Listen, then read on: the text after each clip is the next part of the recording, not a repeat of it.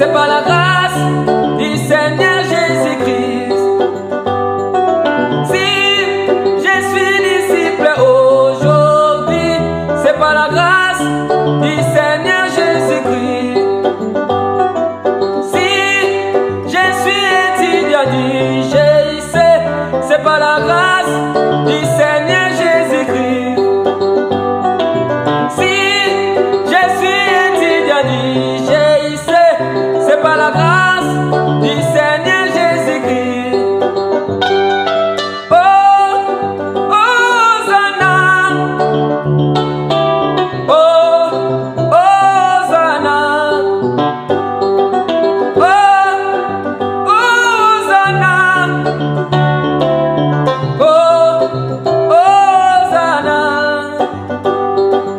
Si nous aimons les enseignements, c'est par la grâce du Seigneur Jésus-Christ. Si nous aimons les enseignements, c'est par la grâce du Seigneur Jésus-Christ. J'ai béni le Seigneur. Oh, j'ai béni le Seigneur. Oh, moi j'ai béni le Seigneur. Oh, j'ai béni le Seigneur.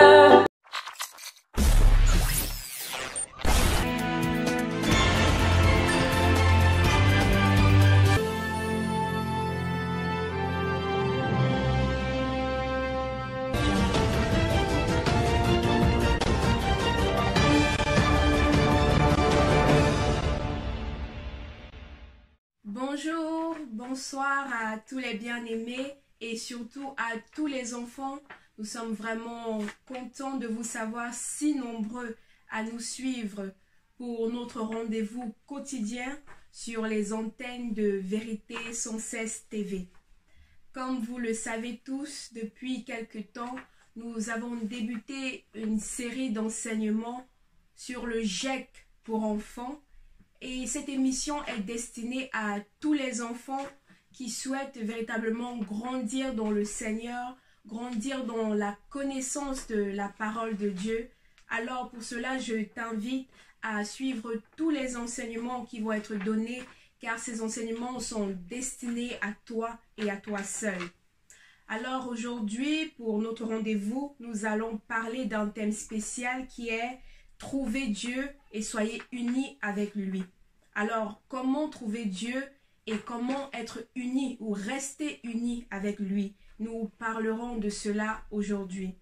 Et pour ce thème, je vais donner quelques versets bibliques qui vont accompagner l'enseignement de notre frère le bien-aimé Franco. Et aussi, sans oublier, comme toujours, je t'encourage à prendre de quoi noter, prendre un stylo, prendre une feuille peut-être, ou aussi encore, je t'encourage à avoir un cahier spécialement dédié aux enseignements. Comme cela, tu pourras garder tous ces enseignements. Et aussi, si tu n'as pas encore ta Bible, je t'encourage à demander à papa ou à maman de t'acheter une Bible personnelle, de préférence édition Louis II. Maintenant, voici les versets bibliques qui vont accompagner l'enseignement. Proverbe, le chapitre 1, verset 7. 1 Jean, le chapitre 3, verset 8. Proverbe, le chapitre 12, verset 22. Proverbe, le chapitre 2, les versets 4 à 5. Jérémie, chapitre 29, les versets 12 à 13. Proverbe, chapitre 8, versets 17 à 19. Proverbe, chapitre 8 encore, les versets 35 à 36. 1 Corinthiens, chapitre 6, verset 17. Actes, chapitre 1, verset 8. J'espère que tu me suis toujours. Ésaïe, chapitre 43, verset 10.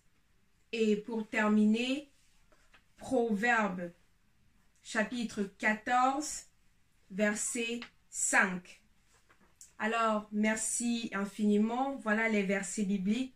Et je t'invite à suivre l'enseignement, à surtout être très attentif, à prendre de quoi noter. Bonne méditation et à nous revoir à la fin pour la conclusion.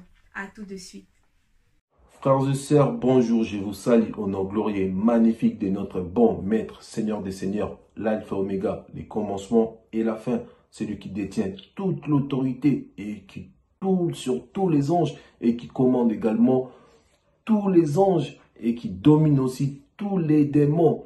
Et bonjour et merci à vous, les enfants, d'être au rendez-vous. Soyez bénis au nom glorieux et puissant de notre Maître Seigneur Jésus-Christ. Et bonjour, merci à toi aussi, Sœur Linda, pour le travail que tu fais. Sois béni au nom puissant de notre Maître, Roi des Rois, Seigneur Jésus-Christ. Je tiens à préciser à tous et à toutes que cette émission n'est pas que pour les enfants. Tu peux être adulte, mais bébé en spiritualité.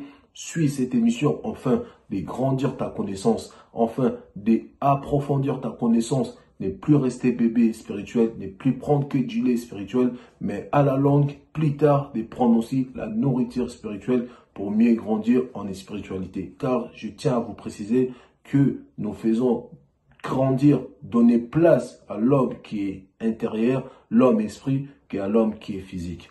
Voilà. Donc, aujourd'hui, notre émission que Papa a donné, que Dieu a donné, notre thème est trouver Dieu. Et oui, nous devons trouver Dieu dans notre vie. Car si nous ne trouvons pas Dieu, nous ne pourrons pas faire face aux obstacles, nous ne pouvons pas faire face à des problèmes, à des montagnes, à toutes choses, nous ne pourrions pas faire face. C'est pour cela que nous avons besoin de trouver Dieu quand on est un enfant, quand on est un enfant et grandir ensemble avec le Seigneur pour que les problèmes puissent pas nous résister. Voilà. Mais avant de commencer, les enfants, je voudrais, vous et moi, faire honneur et appeler les bons maîtres, le Seigneur des Seigneurs, l'Alpha Oméga, les commencements et la fin, qui est lui qui détient toutes les autorités, qui est notre Maître, Seigneur Jésus-Christ. Prions au nom du Seigneur Jésus-Christ. Seigneur éternel, merci pour ces temps glorieux et magnifiques que tu nous as donnés. Voici à nouveau tes enfants, ton peuple, venu à toi, Seigneur. Toi seul, tu sais quoi faire d'eux, Seigneur. Mais de ma part, Seigneur, donne de l'intelligence, la sagesse, mets ta loi au cœur de tes enfants, Seigneur, afin qu'ils puissent marcher dans la vérité et en esprit, car c'est là que les adorateurs que les pères demandent. Au nom de Jésus-Christ, nous avons ainsi prié et nous disons Amen. Frères et sœurs, les enfants, trouvez Dieu. Nous devons trouver Dieu. Nous devons trouver Dieu, les enfants, pour mieux grandir, pour que les sorciers n'arrivent pas à te mettre à terre, pour que les sorciers n'arrivent pas à jouer avec ta vie. Tu as besoin de trouver Dieu dans ta vie, pour que les méchants ne fassent pas de ta vie un jeu, pour que les méchants ne dominent pas sur toi. Tu dois trouver Dieu dans ta vie. Mais nous allons commencer avec notre premier chapitre, nos premiers versets qui se trouvent dans Proverbe 1, 7. Et nous allons voir qu'est-ce qu'il nous dit, Proverbe 1, 7. Prenons Proverbe 1, 7. Demandez à papa ou maman, ou au frère, ou à la sœur, de vous aider pour trouver mieux les Écritures, pour trouver plus rapidement les chapitres et les versets. Comme ça, nous pourrions avancer ensemble. Là, nous allons aller, vous et moi, chercher notre premier verset qui est dans Proverbe 1, 7. Prenons Proverbe 1, 7. Proverbe 1, 7, je lis au nom de Jésus-Christ. La crainte de l'Éternel est le commencement de la sagesse ou de la science. Les insensés méprisent la sagesse et les instructions. Voilà, nous allons y aller doucement. La Bible nous dit, les enfants, que la crainte de l'Éternel est le commencement de la science ou de la sagesse. Les insensés méprisent la sagesse et les instructions de l'Éternel.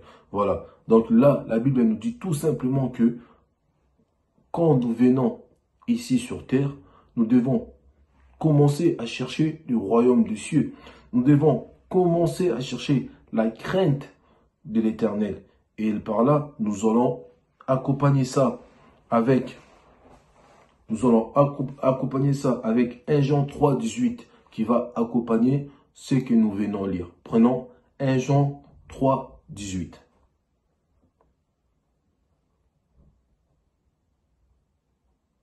1 Jean 3, 18. Je lis au nom de Jésus-Christ. Petit enfant, ne mens pas en parole et avec la langue, mais en action et avec vérité. Là, nous disons pourquoi la Bible nous dit ne pas aimer avec la langue, avec la parole, mais nous devons aimer en action et en vérité. Tout simplement, la Bible nous veut nous dire que quand nous aimons quelqu'un, nous ne devons pas dire « Maman, je t'aime » ou « Papa, je t'aime » et nous ne faisons pas ce que papa ou maman nous dit de faire. Si je dis à maman « Je t'aime », je dois respecter les consignes de maman. Je dois faire mes devoirs, marcher comme maman me demande de faire. Je dois respecter les gens si maman me demande de respecter tata ou les gens du dehors. Je dois faire les choses comme papa me le demande. Je dois travailler à l'école. C'est ça en fait. N'aimez pas que en parole. Je peux dire à papa je t'aime. Mais si je ne fais pas ce que papa me demande. Si papa me dit il ne faut pas fumer et que moi je dis à papa oui. Et que quand je sors dehors, je filme avec mes copains ou avec mes copines. Là, je n'aime pas papa. Parce que j'ai fait de l'hypocrisie. Parce que aimant une personne, nous devons aimer la personne et faire ce que la personne nous demande. C'est pour ça la Bible nous dit, n'aimons pas que par la parole et par la langue, mais en action et en vérité. C'est tout simplement ça. Je dois dire à papa, je t'aime. Je dois dire à Dieu, Dieu, je t'aime. Et je dois respecter les consignes que Dieu me donne. Si Dieu me dit ne pas fumer la cigarette, si Dieu me dit ne pas mentir, si Dieu me dit ne pas insulter les autres, si Dieu me dit ne pas me retrouver dans un milieu où il y a les méchants, si Dieu me dit de m'éloigner d'un ami qui est méchant, qui essaye de me contaminer, qui essaye de me mettre dans sa lignée, qui essaye de me prendre avec lui pour commencer, pour faire de la méchanceté, pour l'accompagner dans sa vie méchante, je ne le fais pas. Parce que je sais que Dieu ne veut pas que je me trouve assis avec les méchants. Rappelez-vous, dernièrement, nous avons lu Psaume chapitre 1, verset 1, qui dit « Heureux c'est lui qui ne s'assoit pas accompagné du méchant ». Donc, je dois aimer Dieu et faire ce que Dieu me dit de faire. Tout simplement. Mais là, par là, nous allons prendre Proverbe 12, 22 qui va nous dire pourquoi dans 1 Jean 3, 18 nous dit ne mens pas par la langue, ne mens pas que par la parole. Pourquoi il nous dit ça? Mais là, nous allons prendre notre explication en Proverbe 12, 22. Prenons Proverbe 12, 22 et voir qu'est-ce qu'il nous dit, Proverbe 12, 22. Proverbe 12, 22, je lis au nom de Jésus-Christ. Les lèvres fausses sont honoraires à l'Éternel, mais ceux qui agissent avec vérité lui sont agréables. Je recommence, mais je vais aller doucement, les enfants. Les lèvres fausses sont honoraires à l'Éternel, mais ceux qui agissent avec vérité lui sont agréables. Voilà. Là, par là, je comprends que les lèvres fausses, les mensonges, les choses pas correctes, les insultes, la cigarette, les méchancetés, voilà. Tout cela, en fait, toutes ces choses qui vont au contraire de Dieu, fais pas bonne action devant Dieu. Toutes ces choses-là sont condamnées, sont des choses que le diable veut que je les fasse. Mais Dieu ne m'appelle pas pour ces choses. Dieu ne me demande pas de faire ces choses, les enfants. Dieu me demande de marcher dans la vérité. C'est pour cela, là, en Proverbe 12, 22, la Bible nous dit, ceux qui agissent avec vérité lui sont agréables. Donc, je dois agir avec la vérité. La vérité, les enfants, c'est Jésus. La vérité, c'est Dieu.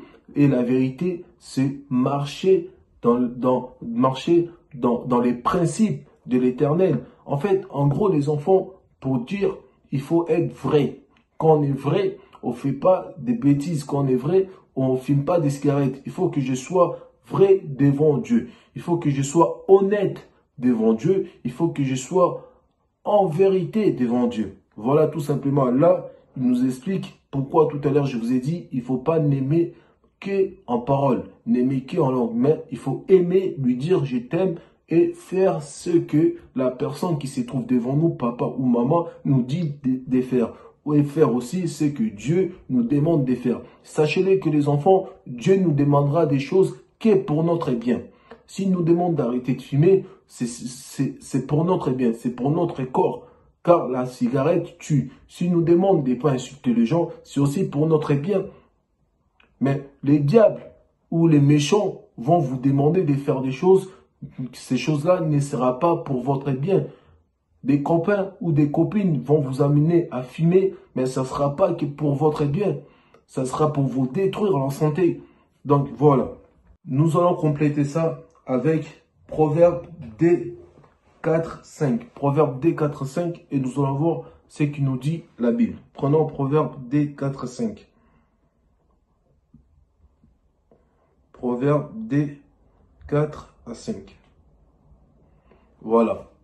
Je lis au nom de Jésus-Christ. Proverbe D 4, 5. Si tu la cherches comme l'argent, tu la poursuis comme un trésor. Alors, là je suis en 5. Alors tu comprendras la crainte de l'Éternel et tu trouveras la connaissance de Dieu. Amen. Nous allons relire ça les enfants. Si tu la cherches, Proverbe 2, là je suis au 4, verset 4. Si tu la cherches comme de l'argent, si tu la poursuis comme un trésor, là je descends en 5, alors tu comprendras la crainte de l'Éternel et tu trouveras la connaissance de Dieu. Amen. Voilà. Comment devons trouver Dieu? En fait, nous devons insister. Insister comme papa et maman quand tu sortes de la maison pour y aller au travail. Tous les jours, ils y vont au travail pour gagner de l'argent. Ils insistent. Parce que papa et maman, s'ils restent à la maison, ils ne seront pas payés. Donc, tous les jours de leur vie, ils se battent pour ramener de l'argent, pour vous acheter des cadeaux. Alors, c'est comme ça avec Dieu. Si nous voulons trouver Dieu dans notre vie, nous devons insister dans nos prières. Nous devons insister dans notre démarche. Nous devons insister dans notre marche de vie. Nous devons marcher en vérité. C'est pour ça que la Bible nous dit, si la Bible fait juste allusion pour nous dire si nous cherchons Dieu comme de l'argent, si nous cherchons Dieu comme de l'or, alors là, nous trouverons la connaissance de Dieu. Cela veut tout simplement dire qu'il n'est pas se fatiguer, n'est pas laisser tomber, n'est pas se laisser décourager par des amis méchants, n'est pas se laisser décourager par la famille méchante, n'est pas se décourager par les parents méchants, n'est pas se décourager par les mauvaises langues. Parce qu'il faut comprendre une chose, il y a certains qui vont venir vous dire, non, il faut arrêter, tu vois, ça fait un moment que tu marches correct, ça fait un moment que tu marches dans la vérité, ça fait un moment que tu cherches Dieu, que tu pries, regarde, tu n'as rien du tout, Dieu ne te parle pas, ta vie est toujours une misère, tu ne réussis pas à l'école, t'as toujours pas des bonnes notes, tu as toujours des problèmes, regarde, tes parents ils sont divorcés, et où est Dieu? Voilà, il ne faut pas écouter ces gens-là.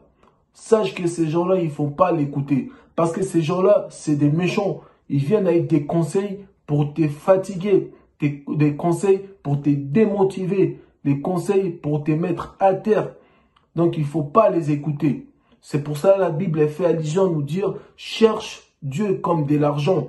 Cherche Dieu comme de l'or. Tu vois, comme les pirates, ils cherchent de l'or. Tu dois chercher Dieu comme ça. Et si tu la cherches comme ça, tu vas les trouver. Voilà. Tu les trouves. Mais, que dit notre Seigneur? Que dit notre Seigneur pour les gens qui les cherchent? Que dit notre Dieu pour les gens qui les cherchent?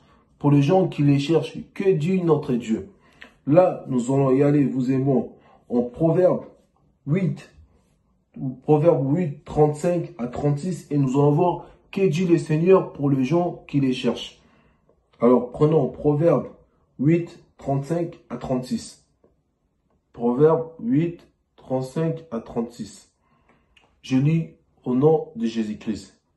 Car celui qui me trouve a trouvé la vie, et il obtient la faveur de l'Éternel.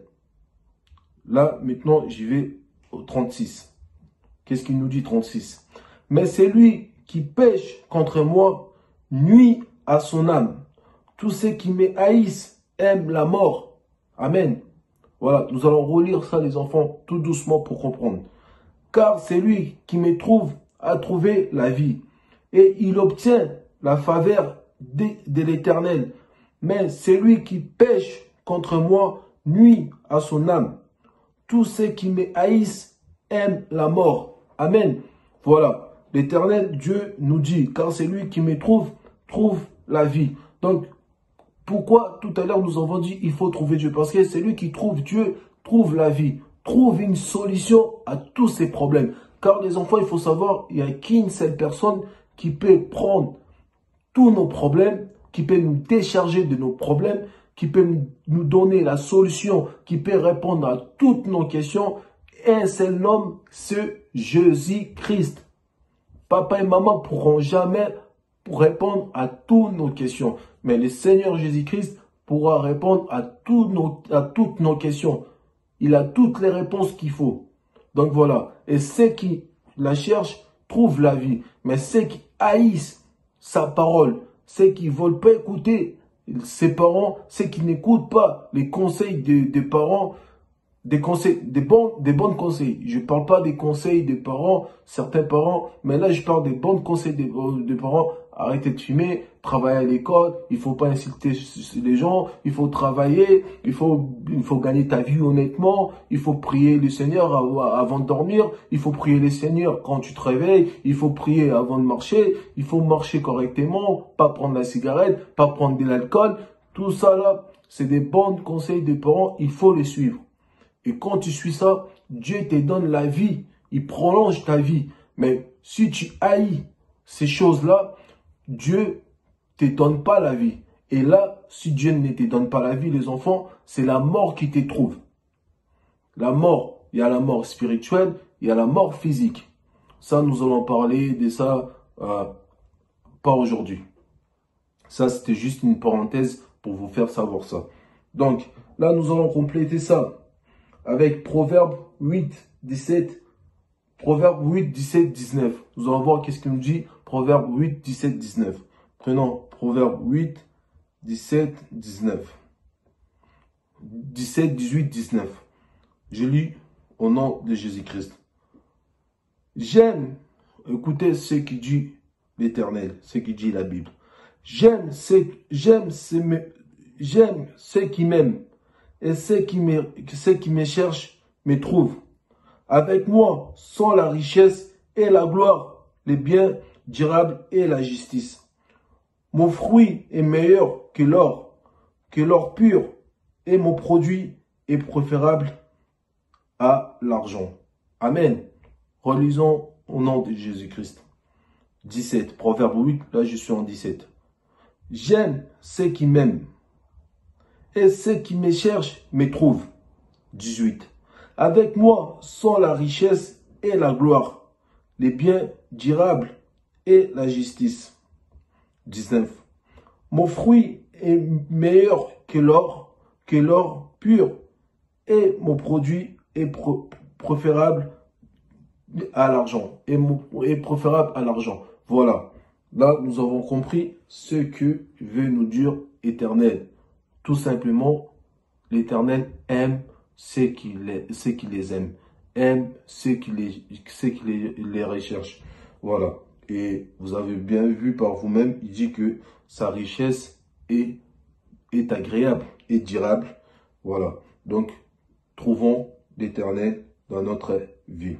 Mais nous allons compléter ça avec Jérémie 29, 12, 13. Qu'est-ce qu'il nous dit? Jérémie 29, 12, 13.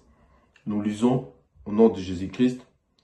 Vous m'invoquerez et vous partirez. Vous me priez et je vous exaucerai.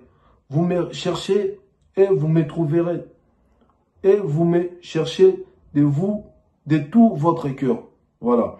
12. Jérémie 29, 12. Vous m'invoquerez et vous partirez. Vous me priez et je vous exaucerai. Vous me cherchez et vous me trouverez si vous me cherchez de tout votre cœur. Voilà. Là, nous avons compris tout ce que le Seigneur veut que nous fassions pour les trouver. Maintenant, les enfants, nous avons trouvé Dieu. C'est une bonne chose. Nous avons trouvé Dieu. Mais maintenant, il faut savoir, nous avons trouvé Dieu. Que sommes-nous devenus? Là, maintenant, nous allons prendre un chapitre et un verset dans la Bible qui va nous dire qu'est-ce que nous sommes devenus après avoir trouvé Dieu. C'est bien de les trouver. C'est bien de marcher comme Dieu les demande. Mais que sommes-nous devenus après l'avoir trouvé? Là, nous allons aller chercher la réponse, vous et moi, en 1 Corinthiens 6 à 17. Prenons 1 Corinthiens 6 à 17. Je lis au nom de Jésus-Christ. Mais celui qui s'attache au Seigneur est avec lui un seul esprit.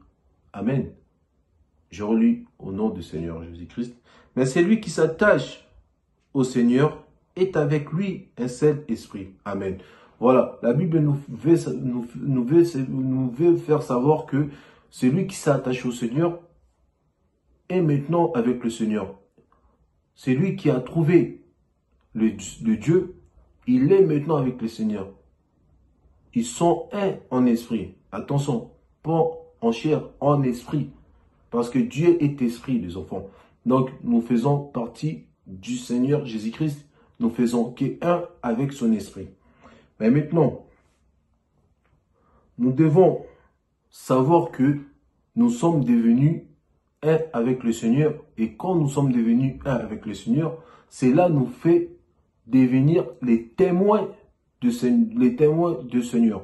Les témoins du Seigneur Jésus-Christ. Donc, nous en faisons qu'un avec le Seigneur et nous sommes devenus les témoins du Seigneur Jésus-Christ. Nous allons compléter ça avec Actes des Apôtres 1 à 8. Actes des Apôtres 1 à 8 et qu'est-ce qu'il va nous dire? Prenons Actes des Apôtres 1 à 8. Prenons Actes des Apôtres 1 à 8. Actes des Apôtres 1 à 8.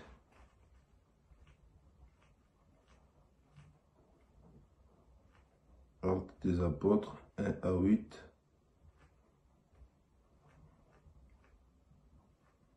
Je lis au nom de Jésus-Christ. Mais vous recevez une puissance du Saint-Esprit survenue sur vous et vous serez mes témoins à Jérusalem, dans toute la Judée, dans la Samarie et jusqu'aux extrémités de la terre. Je relis au nom de Jésus-Christ. Mais vous recevez une puissance, le Saint-Esprit survenant sur vous. Et vous serez mes témoins à Jérusalem, dans toute la Judée, dans la Samarie et jusqu'aux extrémités de la terre. Amen. Amen. Voilà. Là, la Bible nous fait savoir que maintenant nous avons reçu le Saint-Esprit qui est l'Esprit de Dieu. Car, je vous ai dit tout à l'heure, maintenant nous avons trouvé Dieu, nous ne faisons qu'un. Nous sommes, Dieu est avec nous et nous avons l'Esprit du Seigneur. Donc, quand nous avons l'Esprit du Seigneur, maintenant nous l'avons reçu, nous devenons automatiquement témoins du Seigneur, témoins de sa parole, témoins de sa vérité. Et nous allons compléter ça avec Ésaïe 43, 10. Prenons Ésaïe 43, 10 et qu'est-ce qu'il nous dit la Bible en Ésaïe 43, 10? Ésaïe 43, 10, je lis au nom de Jésus-Christ. Vous êtes mes témoins, dit l'Éternel. Vous et mon serviteur que je choisis. Afin que vous les sachiez, que vous me croyez et comprendre que c'est moi, avant moi, il n'y a point été formé de Dieu. Et après moi, il n'y aura point de Dieu. C'est moi, moi qui suis l'Éternel, et hors moi, il n'y a point de sauveur. Relis ça au nom de Jésus-Christ. Vous êtes mes témoins, Dieu l'Éternel. Là, je suis en Ésaïe 43, 10. Vous êtes mes témoins, Dieu l'Éternel. Vous et mon serviteur que j'ai choisi, afin que vous les sachiez, que vous me croyez, et comprendre que c'est moi, avant moi, il n'y a point été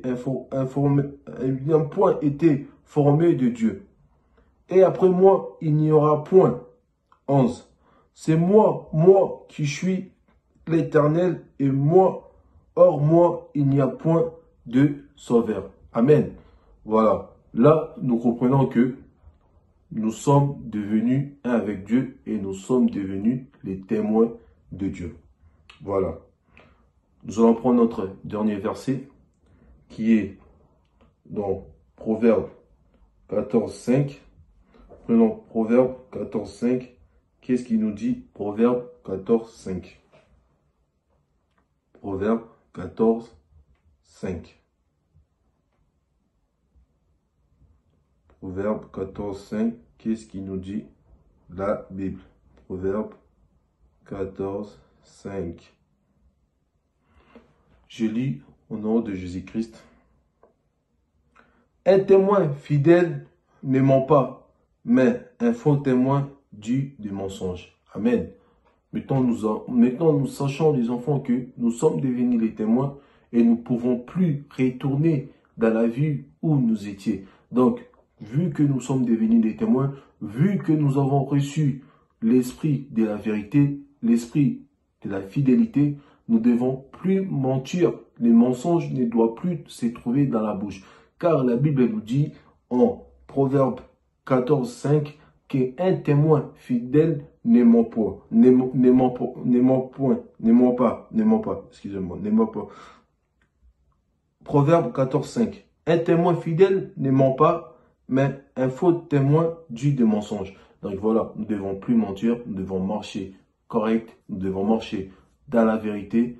Ainsi, Dieu sera toujours avec nous et nous serons toujours un avec les seigneurs. Voilà. Mais je vais prendre un tout dernier verset en Jérémie 55. Pour finir, nous allons prendre Jérémie 55 et voir ce qu'il nous dit. Jérémie 55. Prenons Jérémie 55. Jérémie 55. Qu'est-ce qu'il nous dit la Bible en Jérémie 55. Prenons Jérémie 55. Qui nous dit la Bible? Je lis au nom de Jésus-Christ. Ils s'informeront du chemin des Sion. Ils tourneront vers elle leur regard. Venez, attachez-vous à l'Éternel, par une alliance éternelle qui ne soit jamais oubliée. Amen. Voilà les enfants. Là, la Bible est claire. Nous sommes y allés s'informer et nous avons trouvé les chemins et Dieu est avec nous. Et maintenant, notre alliance, que Dieu a fait l'alliance avec nous, cette alliance-là ne périra jamais. Voilà les enfants. Que Dieu vous bénisse. Soyez bénis, vous tous, vous avez regardé. Que l'Éternel vous fortifie. Que l'Éternel vous accompagne dans votre vie quotidienne. Je vous laisse, je vous dis à la prochaine. Au nom puissant de Jésus-Christ, soyez tous bénis. Merci. Au revoir. Alors mes bien-aimés, de retour, voilà, je vous salue encore et je vous dis infiniment merci d'avoir suivi l'enseignement. J'espère que vous avez été fortement bénis par cela.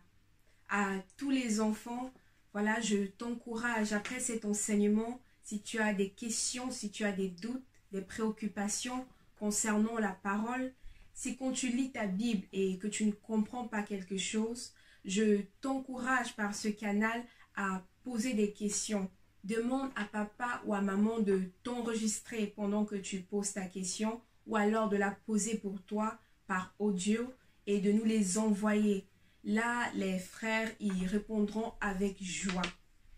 Aussi, à tous les parents, vraiment, je vous dis merci et je vous encourage de continuer à encourager les enfants dans les voies du Seigneur. Soyez richement bénis pour ce que vous faites. Aux enfants, je vous dirais, reste connecté à Dieu en lisant ta Bible tous les jours, en méditant la parole tous les jours, en suivant les enseignements et en obéissant à papa et à maman. Alors, merci beaucoup mes bien-aimés et à nous revoir prochainement si Dieu le veut. Soyez bénis. À bientôt.